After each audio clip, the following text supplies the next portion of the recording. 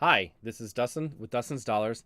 Uh, Started a little off. Sorry about that. Today, I'm going to be discussing a Bitcoin accumulation model that I have built for MSTR strategy, formerly known as MicroStrategy. Yeah, I'm going to go through this model. Hopefully, it'll be a shorter video today. Before I begin, let me remind you that I'm not a financial advisor or financial professional of any sort. All opinions I express in this video are mine and do not represent those of any company or any other individual. I currently hold a very small long position in MicroStrategy. This video should be for your entertainment purposes only because I could be wrong about everything I say in this video. You need to do your own research before making any investment decisions.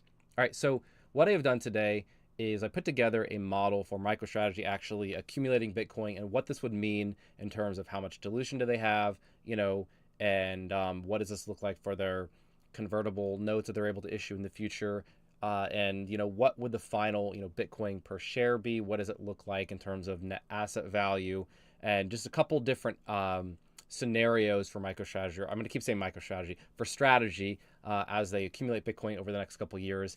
And I try to do this for roughly the next $100 billion of capital they invest into Bitcoin, because that was sort of like the next target. That's like 2.5 times, I think, their current size. I think if I go over, I was just looking at this, you can see how much they spent to date if you go to their purchases. And to date, their actual acquisition cost has been $31.1 billion. So I'm talking about an additional roughly $100 billion. And it varies between the different scenarios. But I go through a couple of different scenarios. Scenario one is if Bitcoin is roughly range bound between about $100,000 to $150,000 per Bitcoin. Second scenario is if it sort of continues growing on up to $250,000 by the time that they are able to deploy $100 billion. I have a third scenario where there's kind of like Bitcoin is a little bit range bound and it sort of does some growth, but then it has a sort of jump up at the end, up to maybe $300,000, $400,000. And, and of course, I can pop in some different numbers here and sort of see what that looks like. But that's kind of like the third scenario. The fourth scenario is, let's say they do some accumulation at, maybe a range bound or a little bit of growth up towards $200,000. And then there's a cyclical crash back down to, maybe $100,000, $110,000 to see, what would that do to MicroStrategy at that point after they've done that accumulation? Maybe if everything isn't necessarily so rosy as they continue to, have the price of Bitcoin appreciate. So, real quick, I'm going to go through the model that I have. Every tab of the sheet is the same. These first, 15 or so rows are just sort of capturing the current state of MicroStrategy. I have it all listed out here so I can include it in my calculations and look at what does it do, if the stock price goes up, goes down in terms of their existing converts. So I've listed out, their existing shares, the preferred shares that they just issued, their existing convertible debt that they have, and then their employee options and their unvested restricted stock units basically for employees. And this is all, you can find this all right here on their kind of between their shares tab is really where you can get a lot of this information. And of course you can go read the 10K if you want to see all the details. These are the rough numbers that I more or less copied some out of this and some out of the investor presentation. But I mean, they should be precise down to one or two points of the decimal place. So they should be pretty good. Now, then what I did for each of these scenarios, the model that I have is what additional convertible debt will they issue? And I looked at this, I split this up between which converts are going to be I called them in the money, right, as if they were options, meaning that they, given the current price of MicroStrategy, it would be in the best interest of the convertible debt holders to actually convert it rather than to get paid back for the principal amount. And then also what additional converts might they issue that would still be out of the money, right? And so, for example, just to make this concrete, if it's not making sense to you, right now they have these 2027 convertible notes that are still outstanding, and these convert at a strike price or conversion price of $143.3 per share of MicroStrategy. And so that's obviously, since MicroStrategy is trading at 300 and something, it's way better for them to convert rather than to get paid back the principal, because they're going to get paid effectively a lot more money. But contrast that with the 2029 converts that have a conversion price of $672 per share. And those right now, MicroStrategy is not trading that high. So for them, if it's still trading in the 300s, MicroStrategy is in 2029, for the holders of those notes, they're going to say, hey, just pay us back the principal amount. We don't want to convert into stock, right? We'd rather just pay back the cash, because if we convert it into stock at a conversion price is $672 per share, but MicroStrategy is trading still at, let's say $400 per share, we're losing quite a bit, right, on the conversion. So we wouldn't want to do that. And so I split this up in a couple different scenarios in terms of, hey, Transient Stacker, thanks for hopping on the stream. So I split this up just because they have different implications for MicroStrategy. And in the end, I look at those. I also look at what additional preferred shares they would issue and what additional just straight up dilution shares they would issue. Transient Stacker, sorry, on the stream asks, how about a video on Archer Aviation? I will take a look at it, and I can do that for the future. Thanks for the request. I always appreciate a request because it gives me something new to look at. So I will do that for the future. Let me mark that down. Got it. So going on with this model, if we look at the preferred shares and the additional shares, right, there's no debt that would need to be paid back for those, but they just contribute more to the dilution of the stock.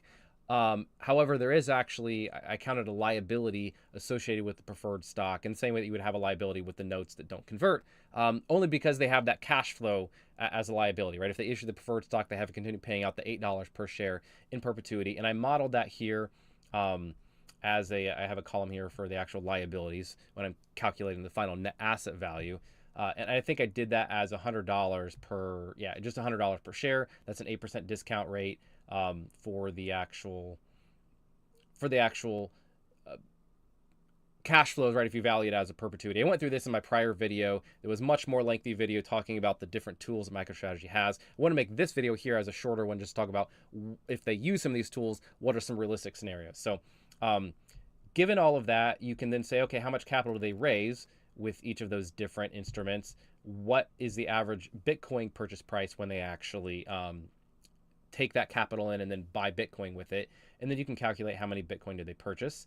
And for the preferred shares and for the common stock, I also put a variable here for what is the average share price at which they would actually be issuing those preferred shares or the common stock. And then once you have all of that, sorry, I don't think I mentioned out loud, but this column here, column B, is how much capital and or how many shares did they issue? And these are all in millions, right? So this 22,000 here represents $22 billion worth of capital, and this 200 here for the additional preferred shares represents 200 million preferred shares being issued. So if you use all of that, this is I can run the numbers on that and then say what is the final sorry, I need two additional variables here. What is the final Bitcoin price, or the trading price at the time, at the end of all of this accumulation? Then what is the final multiple net asset value that you would value MicroStrategy shares at? And so given all of that, you can calculate, okay, cool, how much Bitcoin do they end with after they issue these shares, issue these new convertible notes, and purchase Bitcoin with it? What is the final value of all of that Bitcoin they hold? How much debt do they hold that is, not yet at the conversion price? And so we would just model that as a liability, right? If you just subtract that off the value of the company. And then you have the Bitcoin value minus the non-converting debt value, and you get your net asset value here. And then, I also calculate what is the final diluted shares for all of the converts that would dilute and all of the actual shares that were issued, right, just in terms of straight up common stock dilution. And then I also went ahead and included the dilution that would exist from the preferred shares, right? So even if the stock price is, $445 and people who hold the preferred stock would not want to convert yet because it's not in their best interest, they still have the option to convert at a 0.1 share of common stock per preferred share. Hi, Walkaza, thanks for hopping on the stream. And so I modeled that out just to get a fully diluted share count with everything in each of these scenarios. And then you get a number for what is their final Bitcoin per share of MicroStrategy or strategy. And then what is the final net asset value per share. And then if you multiply that by the, by the MNAV, the multiplier on the net asset value, what is the final price of MicroStrategy or MSTR stock given this particular scenario? So walking through this, I'm going to go much more quickly about each individual scenario that I modeled out here. Now that I've sort of given you the context and what this model has. Look at this first scenario I call the range bound one. And this is where if Bitcoin trades sort of between $100,000 to $150,000 per Bitcoin, over the next, let's say, 2 years, and that's how long it takes MicroStrategy to raise and deploy $100 billion worth of capital. Maybe that happens over 1 year, maybe it happens over 3 years, who knows? But again, I'm sort of targeting about $100 billion worth of capital. And you can see here, if you just add these up, that's how much it would be, these four cells right here. But I looked at, what if they issue $22 billion worth of convertible debt that ends up having an average conversion price of 420, so it ends up being in the money for this particular scenario. And what if they issue an additional $22 billion, which is at a higher conversion price, which ends up being out of the money for this particular scenario? I put it at just an average of $600 per share. $600 for a conversion price. And then what if they issue $200 million preferred shares at an average price of $90 per share? And which I think is actually pretty realistic. I'm just going to talk about this just for a moment. I talked about last video how you would value the preferred shares, and I think, while the price of MicroStrategy is well below that $800, the value of that sort of embedded option, or that embedded, value to convert into MicroStrategy shares, is going to be a very, very small part of the overall valuation, right? Because the value of that perpetuity of that $8 per year in cash flows is just so much larger that, I think somewhere between $80 to $100 per share is a realistic valuation range, while MicroStrategy trades, let's say below $600 or $700 per share. So if you look at that, figure an average, issue price there of $90 per share, and then you look at their just straight up common stock dilution if they issue in another 100 million shares at an average price of $375. You can, multiply each of those out and say, okay, they raise, $22 billion here, $22 billion there, for a total of, roughly $100 billion. I guess I could add it up, but it's not really that important, because really what matters is how much Bitcoin are they able to purchase. And I also split up the Bitcoin purchase price for each one of those different instruments, partially because, the price of MicroStrategy is correlated with the price of Bitcoin. And as they, are able to, let's say, issue those convertible notes, you'd expect that the ones that are going to end up being in the money, they were also able to purchase Bitcoin for a lower price, because the price of MicroStrategy was likely lower, versus when the price of Bitcoin is higher, the price of MicroStrategy is higher. Therefore, the conversion price for their convertible notes is higher.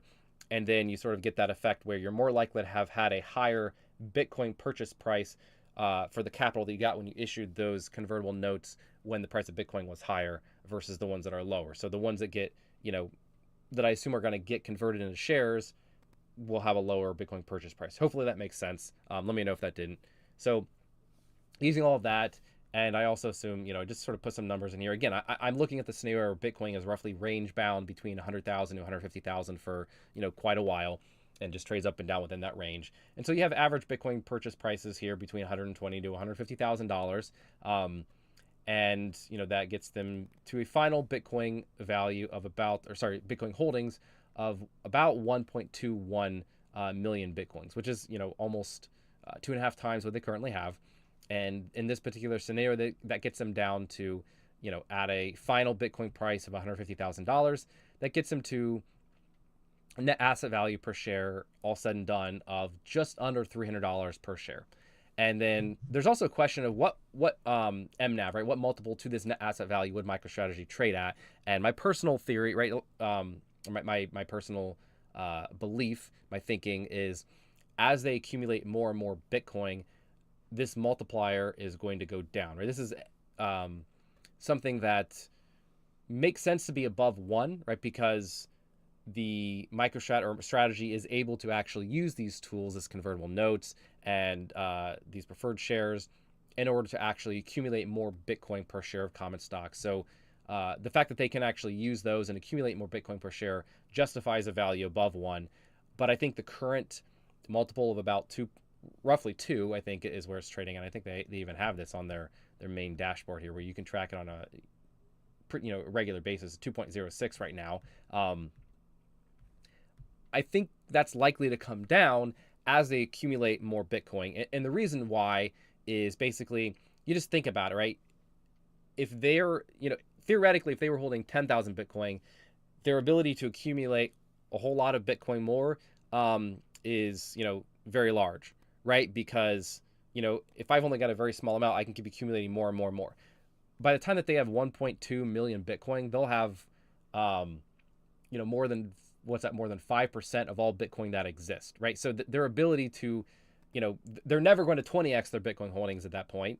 The realistic case of them even doubling their Bitcoin holdings at that point are pretty, I would think slim, right? Just because there's a fixed amount of Bitcoin, and the more and more that they have, they're becoming a sort of a very gigantic shareholder or holder of the overall supply of Bitcoin that exists. And so it gets harder and harder for them to actually justify having a multiple to the net asset value that is particularly high, that is around, too much higher than 1.0, right? And I think it will drop over time. I still think, maybe 1.5 is what I've used for a lot of these models here. I think it's what I have for the just base case. Again, you can multiply that out to something higher if you think that's not appropriate. See, Wakaza says MSTR is consolidating, seeing a bull flag forming. I'm going to be honest and just say I don't really know or understand any technical analysis. So that's good if that's the case. I really don't know anything about it. So I have no opinion either way on that. I'm not sure if a bull flag is even good or bad. That tells you how much I know about technical analysis. Anyways, when going back to the model, that's sort of like scenario one. And again, this gets you to a final MSTR price of roughly $445 per share. And again, the net asset value goes up significantly from where it's at right now, partially because of Bitcoin appreciation itself, right? This, I'm assuming $150,000 Bitcoin at the end of this, and partially, because of the additional Bitcoin per share. I think right now this is like 0.00163 or 0.0016 something or 0.0017 something. So this is, just off the top of my head, about a 40 or 50% increase in Bitcoin per share in this scenario. Now, again, you can also look at what happens over time. Let's say, theoretically, that this is what it's like at the end of that, and then Bitcoin jumps up at the very end of this, nothing else changing other than Bitcoin up to $200,000. Well, all of a sudden, your Bitcoin per share didn't change, but your net asset value did, went up, and so did your MSTR price. And then you start to get in the point where some of these convertible notes would be converting, if it was actually above $600, if they theoretically had that as a conversion price. But just going back to my original scenario here, that's kind of what it looks like. Now, can quickly go through the other scenarios to sort of give you some idea.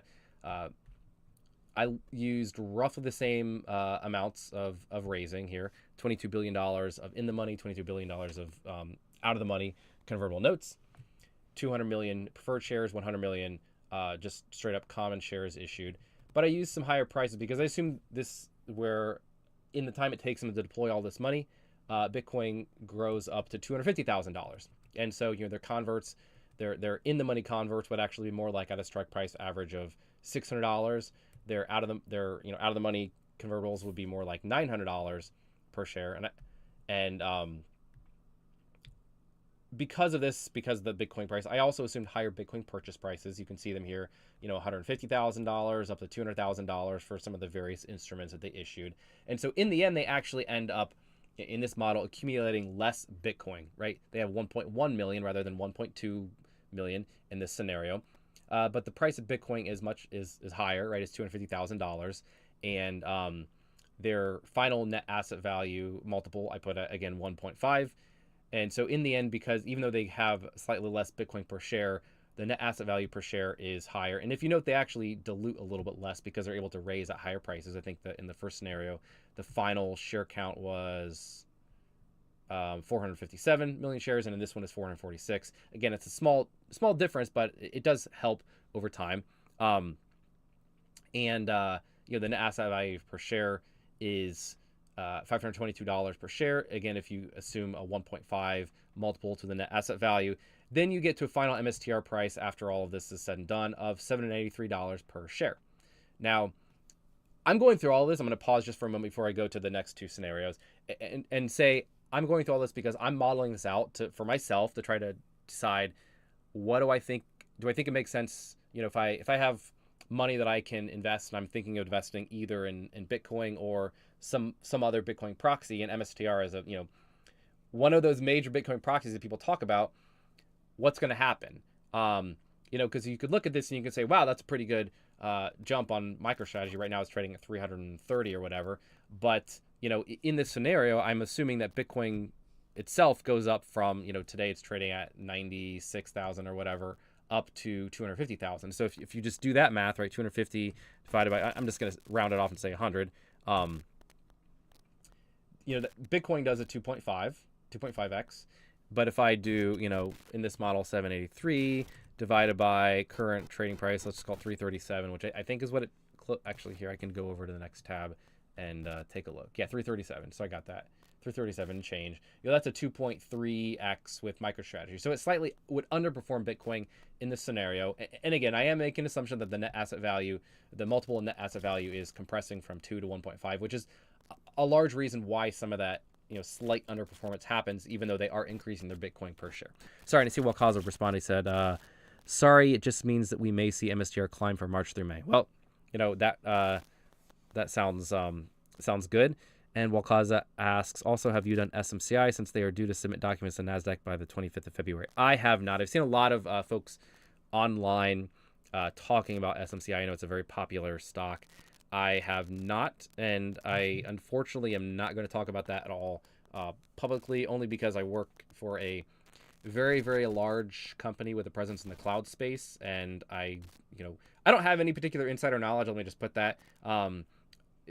But I do not, you know, I try to avoid the very, very large mega cap tech companies because, you know, I work for a very, very large tech company. And so I don't want to talk about my own company. I don't want to talk about the peers. And I also don't want to talk about anything that is a very, very close adjacent company. So I probably will not talk about SMCI, unfortunately. I'm sorry. Sorry about that. Anyways, I'm going to move on here. Hopefully you've understood everything so far with the model that I have here for MSTR. I am open to lots of, sorry, Wakaza, sorry about that one in particular, but I am open to a whole bunch of other, you know, companies. Like I think Transient Stacker recommended Archer Aviation. You know, that one is one that I jotted down. I will take a look at that one. And, you know, I'm always open to new stocks. I just, there's a, you know, a small list of companies that I just want to shy away from just because I don't want any perception of impropriety, if that makes sense. All right, I will go on to what I call the big jump scenario. And so this is basically pretty similar to my first scenario, the range bound scenario. It's deploying roughly the same amount of capital at roughly the same prices. And, you know, Bitcoin purchase price. This is if Bitcoin kind of, you know, stays within a range, 150, you know, up to 160, 170, 180. And then we have a big jump at some point, right? Let's say it just jumps really quickly from 180 to 400,000. You know, what does that look like to MicroStrategy? Well, the main difference between this versus sort of like the scenario that I just modeled, sort of the growth to 250, is with this scenario and the growth of 250, the Bitcoin purchase price kind of goes up steadily as Bitcoin price goes up, you know, and the conversion prices on their notes go up. And so they just continue sort of, I'm not going to say treading water, but they're able to sort of slowly continue to grow that net asset value per share. Everything kind of moves steadily. However, if we have this scenario where you see a big jump at some point, right, where they're able to accumulate, and then Bitcoin goes, you know, vertical, the impact of that can be really, really massive for them. And hopefully the reasoning for that is obvious, and it's that they're able to accumulate at these lower prices, and then once they've accumulated a very large amount of Bitcoin, then when Bitcoin goes up, the value of all of that existing holding just goes up, and all of their convertible notes ends up getting converted, right? I actually, I didn't, sorry, I think I messed this up in terms of the modeling. So what I should have done here, I must have deleted the tab when I had it. Let me just fix this real quick. In real time. So this would be sort of $44 billion of what I would call in the money converts, and I put them at an average price of let's just call it 750 per share, 750 conversion price, and I guess that one doesn't matter. And so in the end, let's call this a Bitcoin purchase price to get sort of in the middle of 100. We'll just call 150,000. For the purchase price there. Sorry, so that adjusted my numbers real quick. It didn't make a too big of a change, but the point is, they accumulate all this Bitcoin at a lower amount. All of the converts convert, right? And all the way even including their existing converts, which I haven't talked about too much, but I do have this up here, that 2029 convert that actually has a conversion price of 672. In this scenario, everything converts. So in the end, the only liabilities that they have on their that's not right. Why does that say a $20 billion? Oh no, that's right. My bad. The only liabilities I subtract off in terms of their Bitcoin value to get to the net asset value is the outstanding cash flows that cash flow liabilities that they would have from the preferred shares. Sorry for getting mixed up with my own model here. And so in the end, you see they do accumulate a pretty decent amount of Bitcoin, right? $1.2 billion, largely because in this scenario, I did assume some growth for Bitcoin, so I had that higher convertible prices, but then they end up all converting, and so it's more accretive if the price of MicroStrategy goes up and all those convertibles are able to convert at that sort of high conversion price rather than paying back the actual principal on those notes. And so this is where things get pretty bullish, right? Where the liabilities I have here, as I mentioned, are only the preferred stock cash flows. And so the net asset value is actually substantially all of the value of that Bitcoin. And because, in this scenario, Bitcoin jumps up, to $400,000 per Bitcoin, that is a lot of money, right? This is a $500 billion roughly. So in the end, it's $473 billion worth of net asset value. And if you divide this out, the Bitcoin per share is actually, it is, I think, marginally higher than the other scenarios, but not a ton higher. But because of that Bitcoin price appreciation, you really get a very high net asset value per share. And then again, if you sort of assume a flat 1.5x MNAV, then you get the $1,500 per share.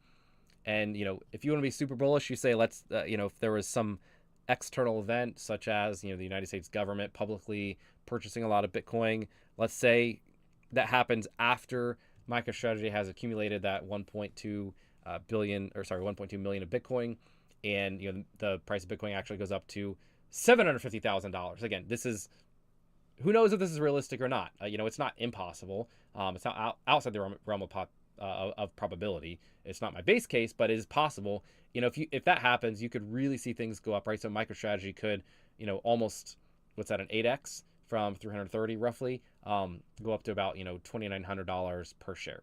And again, that is a pretty big impact. And now, real quick, let's pull the calculator, run the math. In this scenario, Bitcoin, let's just say Bitcoin is to do a 7.5x from here. MicroStrategy would be doing, as I said, 2901 divided by current price 337. It does an 8.6x, right? So it actually slightly outperforms Bitcoin in this scenario. And I think in general, you can have this net asset value compression, but if Bitcoin goes up and they're able to purchase low, they do actually accumulate.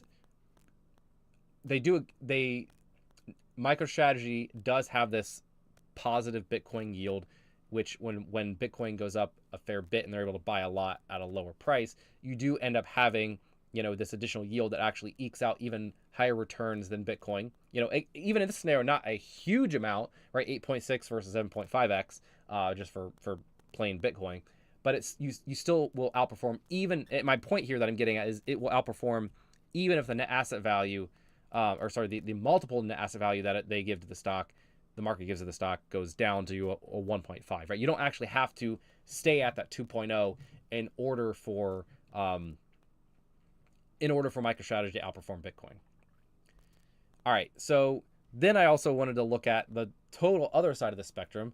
What happens if things crash, right? And so let's say they issue all these converts at these higher prices, 150, 100, issue some shares and buy at 165, and then Bitcoin crashes back down to $100,000 per Bitcoin. If that happens, and let's again assume a 1.5x multiple on net asset value for the valuation of the company, this gets you down to a MicroStrategy price of $160, right? And that's because now all of a sudden a whole bunch of the converts, including some of their existing ones, right, including their 2028 converts, which require, they convert at $183 per share, their 2031 converts, which are at $232 per share, and then all of their new converts, even if they're able to issue these, at, let's say, fairly high prices, because, Bitcoin goes up for a time and they're able to issue convertible notes at that time at when MicroStrategy is trading at, let's say, $500 per share, and they can get a conversion price of, $7.25. That's kind of what I put here. Again, just sort of rough numbers. All of those now end up being liabilities, right? And so you do have, you can see in the model here, in the end, in this scenario, they would still accumulate a similar amount of Bitcoin, right? 1.1 million Bitcoin. And the final value of that ends up being, $111 billion. But because very little of that debt is converting, there's this floor here, right, where the debt needs to all be paid back, right? And Bitcoin can continue crashing, and the value of that debt still, is fixed and needs to be paid back if MicroStrategy is not at a high enough share price. And so you look at that and you say, what's the net asset value? Well, it's 40, let's say round it off to $42 billion, and then, even though their Bitcoin per share actually is higher in this scenario, I think it might be the highest out of all the scenarios I looked at, their net asset value per share, because of that Bitcoin price going down, is the lowest, right? And even if you, again, use the same 1.5x multiplier to net asset value, MicroStrategy stock price would be about $160 per share. And so that is something to, be aware of. Now, I just wanted to call out, they are still solvent, right? Even in this scenario, where they kept buying Bitcoin higher and then Bitcoin crashes. I say crashes down to 100,000 because at some point I do think Bitcoin will go up, and 100,000 will be a point at which it would crash to, rather than the current trading price, right? I think if Bitcoin goes to $200,000, that's a 50% correction, right? That's a crash at that point. But so my point, what I'm getting at here is they are still solvent, but the value of MicroStrategy stock is much lower. Now, how low would it go before they kind of have that balance between the value of their Bitcoin and the value of their debt, to where they're effectively have a balance sheet that kind of is worth nothing, rather than has a positive value? Well, we can sort of titrate this value down. What if I go to 75,000 Bitcoin? They still have a little bit of positive net asset value. So maybe if I go to, let's say, 60,000 per Bitcoin, right? And so if it crashed to this point, yeah, you can see at this point, again, in my hypothetical scenario where they've issued an additional from here, $44 billion of convertible notes. So again, this is not the current state of MicroStrategy. This is after they've issued a lot more debt. But hypothetically, if they did that and then Bitcoin crashed down to $60,000, they would be functionally, out of money, right? At that point, the value of their balance sheet, right? The net asset value that people want to talk about to have a multiplier on, or in order to value their equity, ends up being zero. In this case, actually negative. Obviously, the MicroStrategy wouldn't end up being negative, but hopefully that makes sense, just to give you a ballpark idea of, roughly about $60,000 might be a price point where in the future, if they issue a lot more debt, Bitcoin could still crash down to that point before they're roughly insolvent. Insolvent isn't quite the right word, right? That's really a cash flow thing. But the value of the balance sheet, when you weigh the assets and liabilities, would be roughly equal around about that point. Again, in this hypothetical scenario, which has a whole bunch of assumptions. So hopefully you've watched the full video and understand the model and what I've kind of gone through here. So that is kind of what I wanted to go through. Hopefully that makes sense. I'm going to give it just a minute, since I do know there's a couple folks on the stream. I have a couple folks who have been chatting here. I'll give it just a minute in case y'all have any questions or comments on that. But otherwise, I will hop off in just a minute here. For anybody who is new and who's been watching, I do streams. Try to do it on a weekly basis. Doesn't always happen. My life is busy, and this is just a hobby for me. And I like to talk about stocks, and I do talk about, I've talked about Bitcoin on occasion. Most of my viewers don't really care too much. I don't really want to be just a Bitcoin channel because there's a ton of those already out there. But this is, usually what I do. Again, I noted down Archer Aviation as a future stock to research and talk about. Just curious if there's any other questions or comments for the chat. If not, I'm going to hop off in like 10 seconds probably.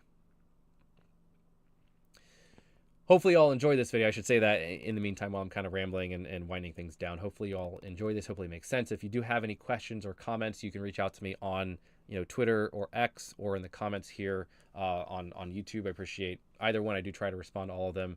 I can't always respond same day to everything, but I do try to get back to everybody. And hopefully you enjoyed the video. Don't see any comments, so I'm going to hop off. I really appreciate everybody watching. Thank you very much. Have a good one.